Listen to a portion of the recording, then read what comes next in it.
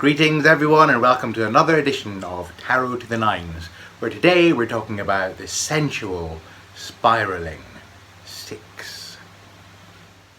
Yes indeed, we are talking about the sensual spiraling six. Sensual because six of course relates to the constellation of the lovers, and we're going to be talking, when we get to the cards, we're going to be talking about how love and relationship and different types of love and relationship weave through the constellation of the lovers. So that's the lovers card itself, the devil because it's number 15, 1 plus 5 equals 6, and the sixes in the minor arcana.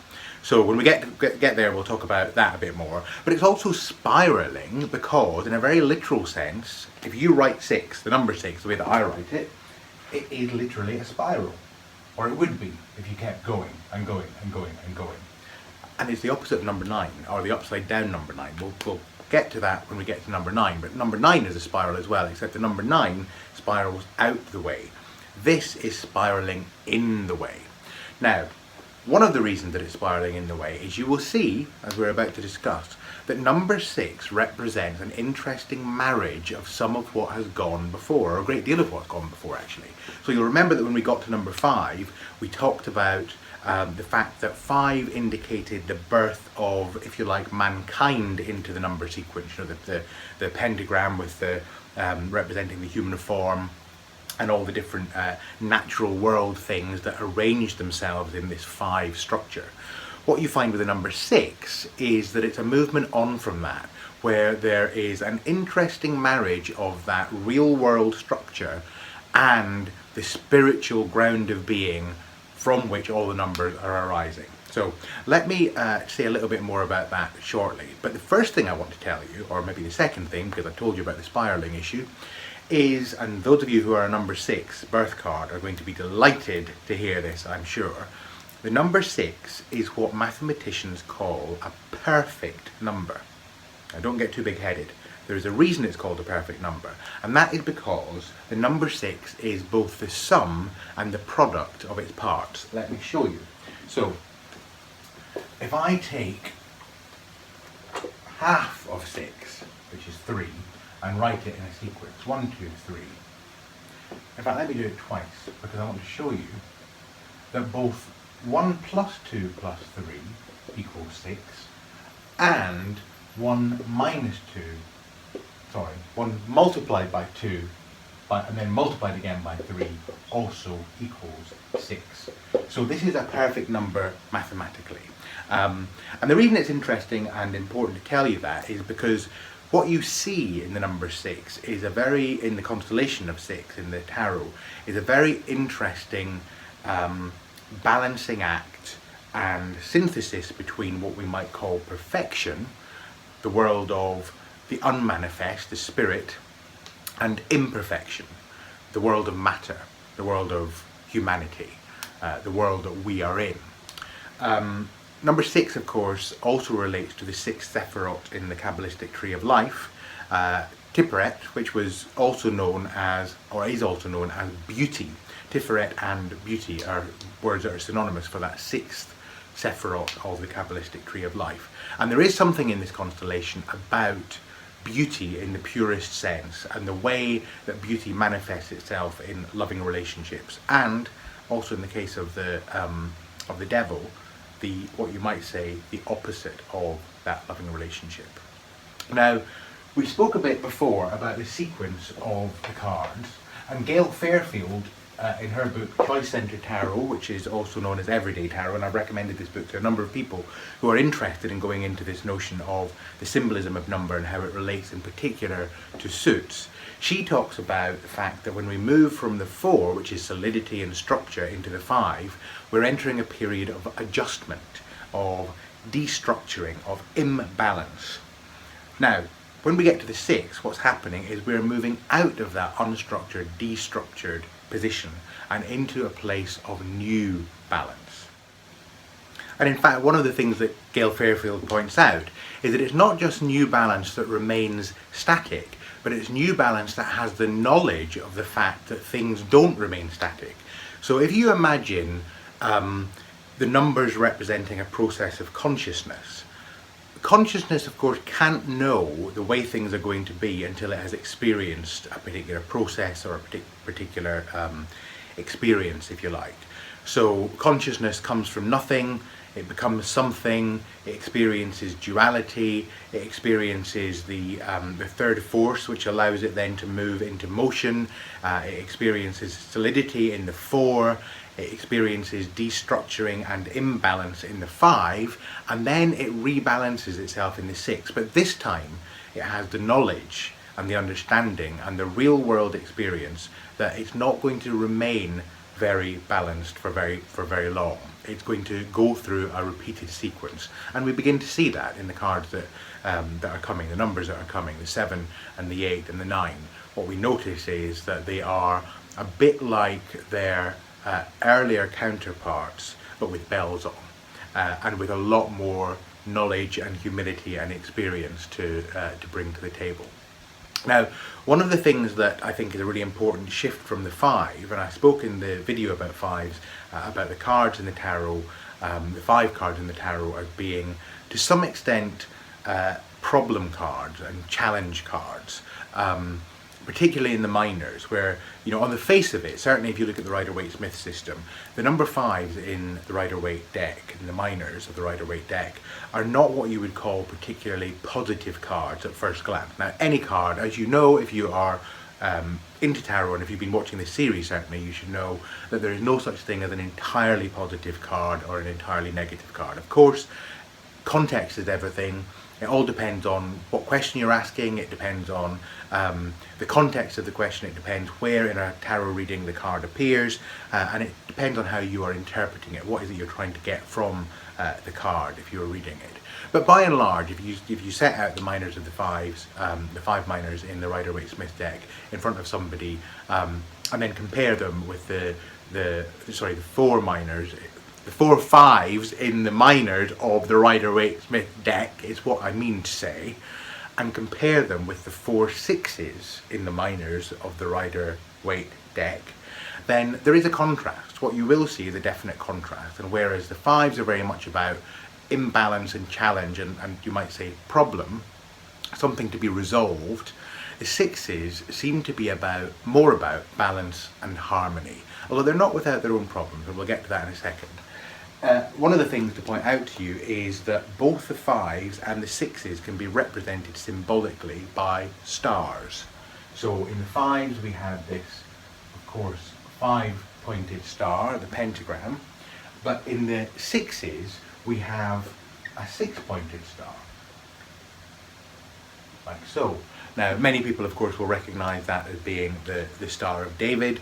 It's a star that is a very ancient symbol used in Kabbalism, in Kabbalah very early on, and used in a number of different ways. And one of the ways that it can be used is to represent balance and harmony. The bringing together of the spiritual into the material world, that's a downward arrow of the star, and the rising of the material up into the spiritual world. That's the upward facing triangle. So I've got a quote for you, and this is from a book that we've used before in this series, The Meaning and Philosophy of Numbers by Leonard Bosman, who is a theosophist. And he says in his chapter on the number 6, is the number 6 represents that period in the creative processes in which matter is prepared as a triplicity, and spirit, already a triplicity, ensouls it. This separation of the oneness of matter into manyness results under the action of the triple aspects of the one life in the production of 3 main modes of motion in matter, i.e. 3 types of matter having fundamentally different modes of motion. And he goes on in this book to get rather arcane and esoteric in what he says there. But what he's generally trying to get across, and I think is getting across very clearly, is that the 6 represents a very interesting staging point in the process. So it's almost as though it's mankind becoming conscious of divinity.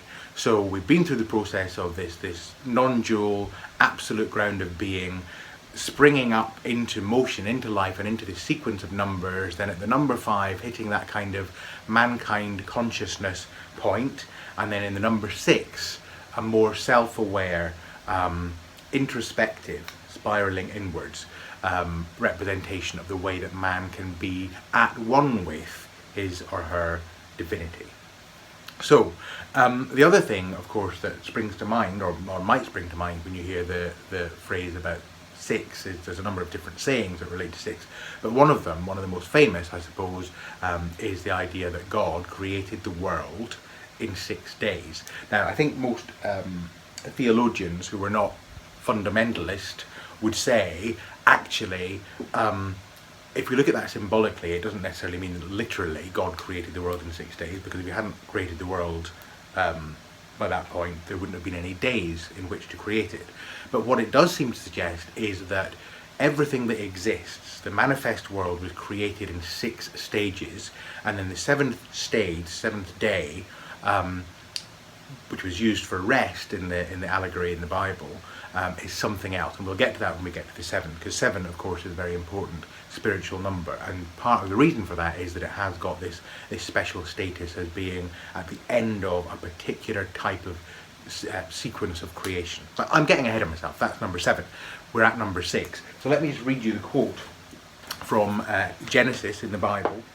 "And God saw everything that he had made, and behold, it was very good. And it was evening, and it was morning, the 6th day. Thus were finished the heavens and the earth, and all their host."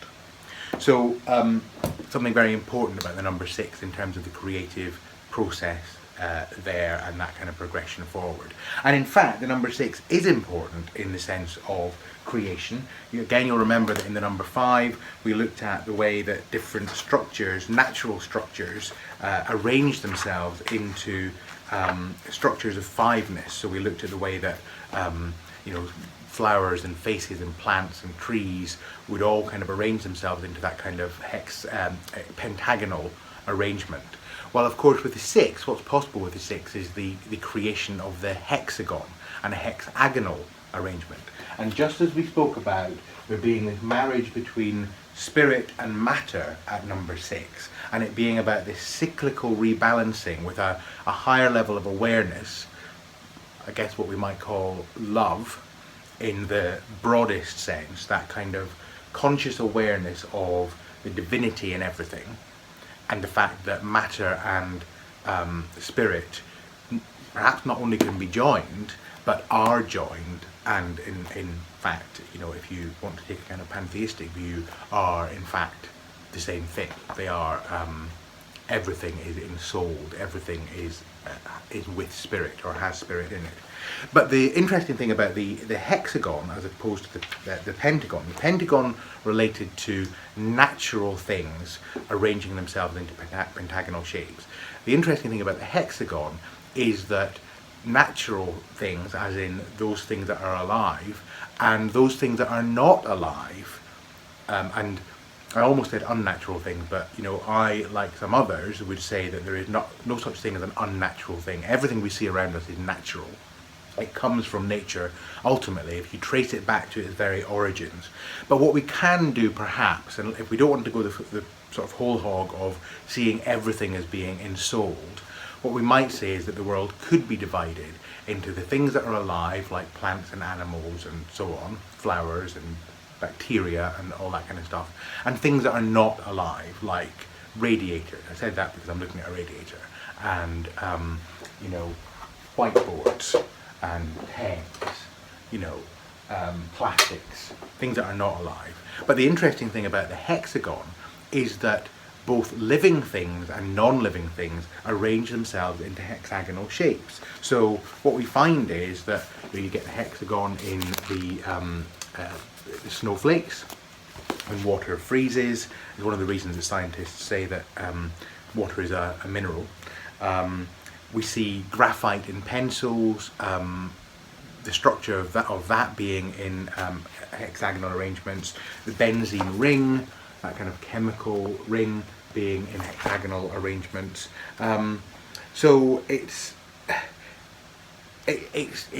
kind of indicating, I think, in the number 6, that there is order in all things, order in everything, whether they're living things or non-living things.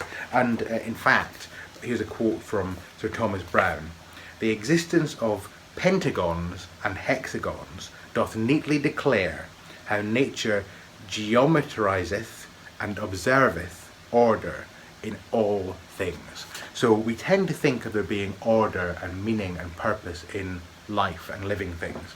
And what the number 6 reminds us is that even when we step away from or past that representation in the 5 of humanity and the life that springs from the conscious evolution of number, we find that there's order beyond that as well, which is an interesting thing to consider. So there's something there very much about the fullness of creation.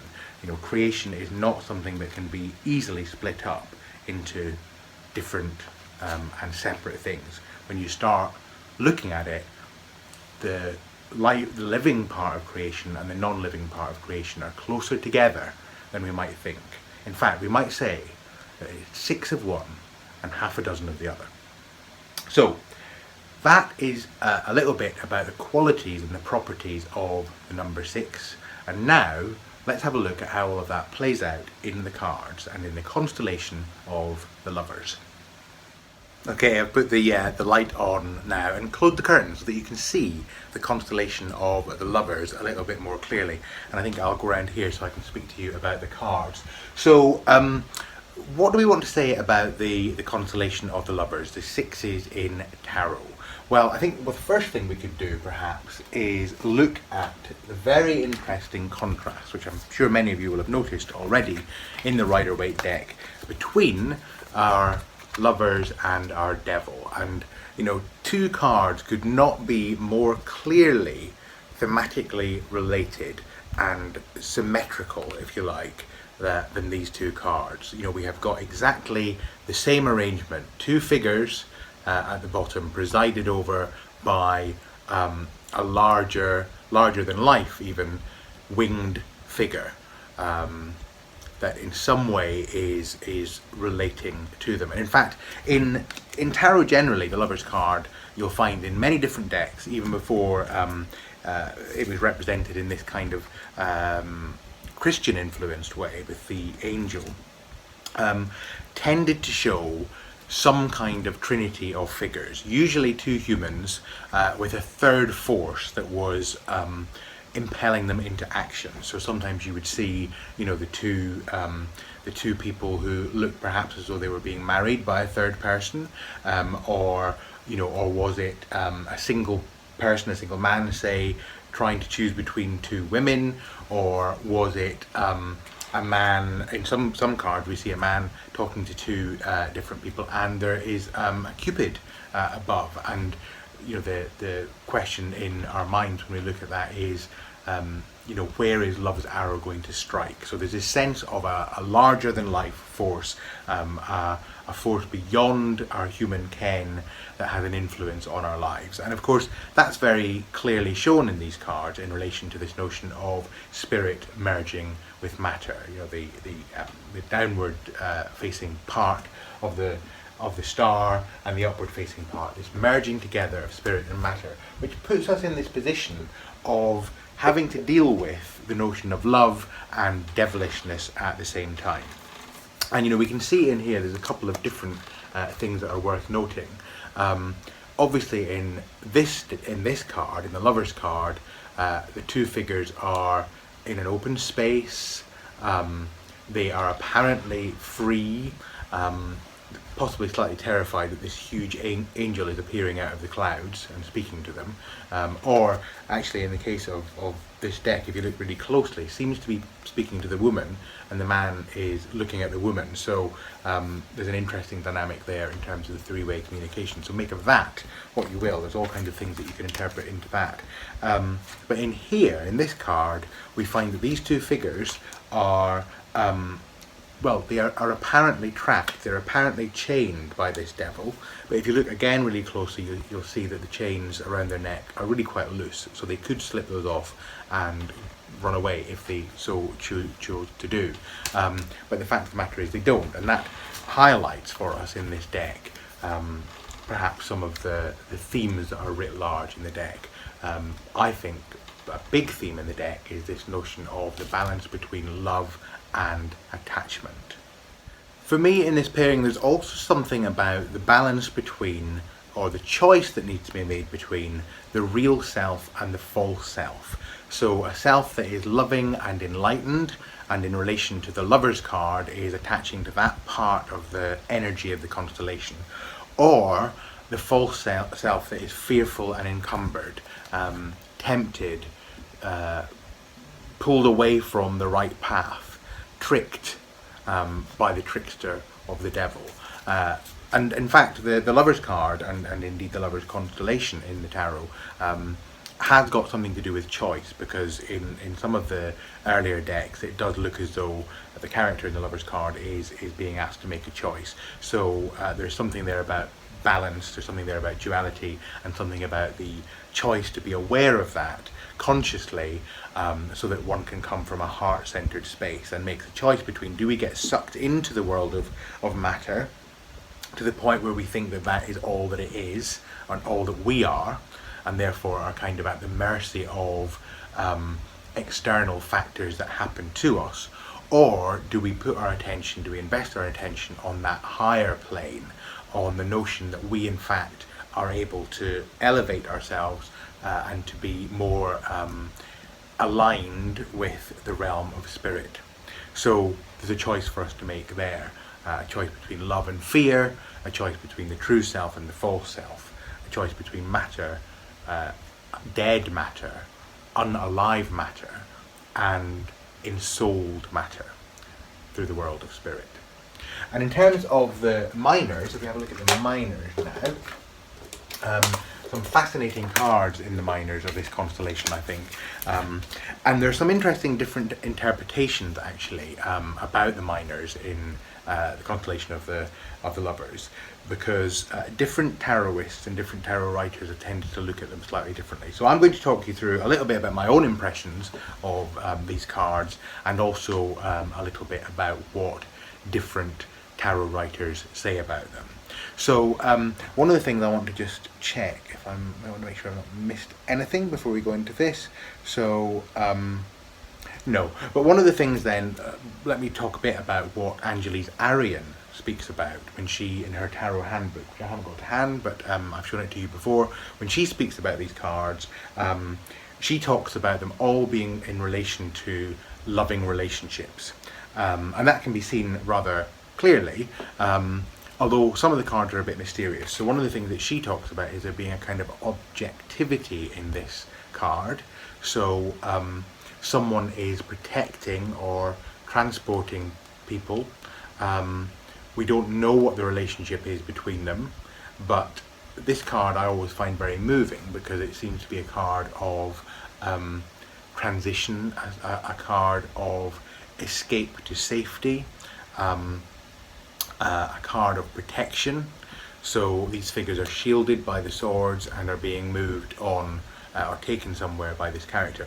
Now, they don't look as though they are imprisoned by the swords, and yet at the same time that could be one of the things that one would interpret there. So this is a slightly ambiguous card in the Rider-Waite-Smith deck. But if we look at the meaning of six, if we think of six as being balance and rebalance and interiority and harmony and beauty, then we can perhaps look at this as being a positive event that's happening. She talks about the number 6 as being relating to the pleasure of a loving relationship, the giving nature of a loving relationship, the sharing. Now, again, this is another interesting and ambiguous card, because it's not entirely clear who and what these figures are. Are they children? Are they children of the same age? Are they children of different ages? They look to me as though they are children, but one's considerably older than the other. Are they brother and sister? Who's giving what to whom? Is it the young child here that's giving the smaller child a gift, or is it the other, or is that child receiving a gift? Who's this person in the background that's walking away? So there's an interesting mystery in this card, but there's something there about giving and trusting and sharing, and that's certainly what 𝙇𝙉𝙆𝙆 majors on. She talks in the wands about victory and winning, and perhaps point out that perhaps there's something there about the idea of being able to create a win-win situation in relationship, and that always being a good thing. Although it does look here as though there is a very particular person who is the victor. And then she talks about the Six of Pentacles being about manifesting success. And again, what exactly is happening here? It looks as though here is someone who is generously giving money to those who are less fortunate than he is. But you know, what's with the scales? Is he measuring their worth? Is he measuring how much money he can afford to give? Why are they having to beg? So again, there's some ambiguity there. There is definitely something in all these cards, of course, about relationship. And one of the things that Rachel Pollack draws out from these cards is that to some extent you could argue actually that they all have a degree of generosity in them. So we see generosity with money, we see generosity with protection and transport, we see generosity with the giving and receiving of gifts, and we see generosity in terms of celebrating victory together. But she also points out, and this is where we get perhaps to the shadow side of the sixes, this kind of devilish side. If you imagine that the Lovers and the Devil are encoded into each one of these minor cards, then that can actually help in terms of interpreting the sixes. Because she points out, and Rachel Pollack points out, that there is something here about unequal relationships. So here is someone who is very clearly the victor, and although there are other people apparently celebrating, they are at a lower level than this victor. They don't have a wreath on their wand. They're not astride a horse. So this person clearly has some kind of status and power. In this card, the unequal relationship is, it appears that this person who's doing the rowing is in charge of where these people are going. Possibly they are imprisoned in the boat, we just don't know. One of the things you'll notice that we can't see in this card is where the swords stop.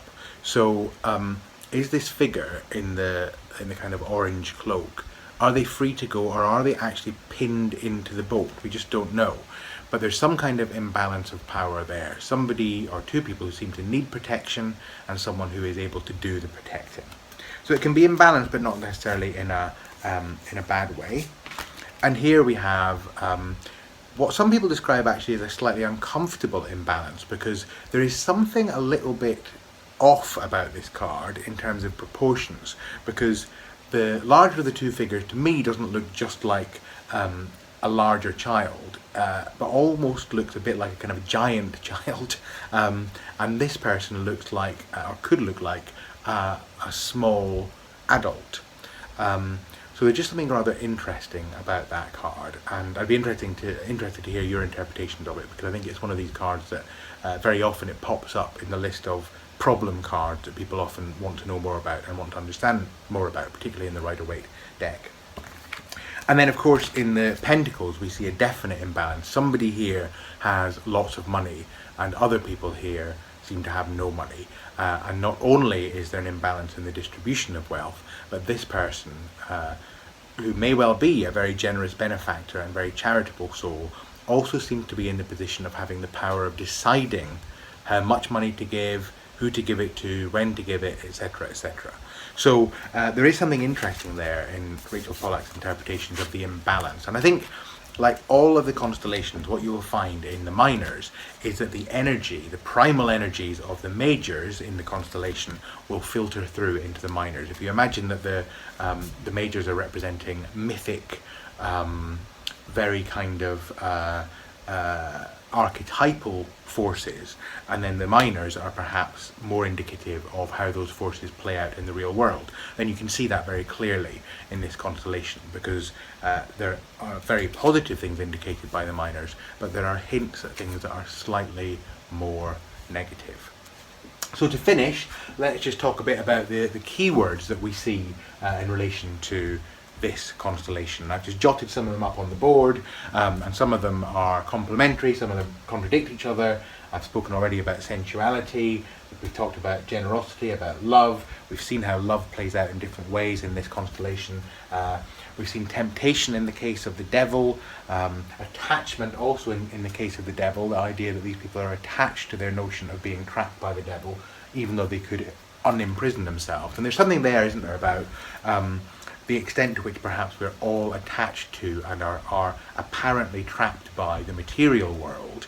And part of one of the things that tarot can do, and other practices like tarot can do, is help us get in touch with the part of us that isn't imprisoned, that is not locked into the material world, but exists in a different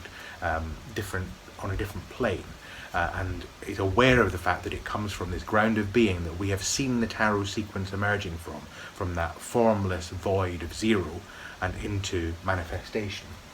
So we've got merging, we've got union, we see that in these cards very clearly, but also the implication of separation. Again, you know, the Six of Swords, if someone's going to safety, are they going to safety because they're fleeing from someone, or are they being taken away from someone? Are they being split up from someone, or are they being reunited with someone? And I think, you know, probably I'm not the only person who looks at this card at the moment in the world and the era that we live in, and, you know, doesn't think about refugees. I don't think there's probably many people that would not see that there can be a correlation there, about people who are having to flee from terror and enslavement and imprisonment in very many parts of the world in search of a better life, but not always finding that better life because of the way that they are treated in the process of fleeing, and when they arrive in what one would assume would be safe havens, but often find are not safe havens. So there's something there about separation as well. And we've spoken about choice and about synergy, about the cycling nature of the Six. So those are just a few of the key words that I think of when I think about the Six. It's an interesting, powerful constellation, some contradictions in it, a great deal of positive energy, and I think a very interesting point, because we have got to the point now where matter and ourselves as human beings in the world of matter have become aware of the process of creation and aware of where that matter has come from, and therefore aware of how to reconnect and rebalance. So for the first time in the sequence, we are reaching a point where we're able to say we as human beings have a choice to make. And the Sixes, for me, are very much about choices, about deciding, you know, where are we investing ourselves? Are we investing ourselves in the world that is not alive or the world that is alive? Are we investing ourselves in a world that is completely absent of divinity and sacredness and the life force, or are we seeing ourselves as being very much representatives of that life force? So I'd like to hear more from you about what you think about the constellation of the Lovers and about the Sixes in tarot. And until we come back with the Sevens, look after yourself, and I'll see you again very, very soon. Take care, everyone. Bye.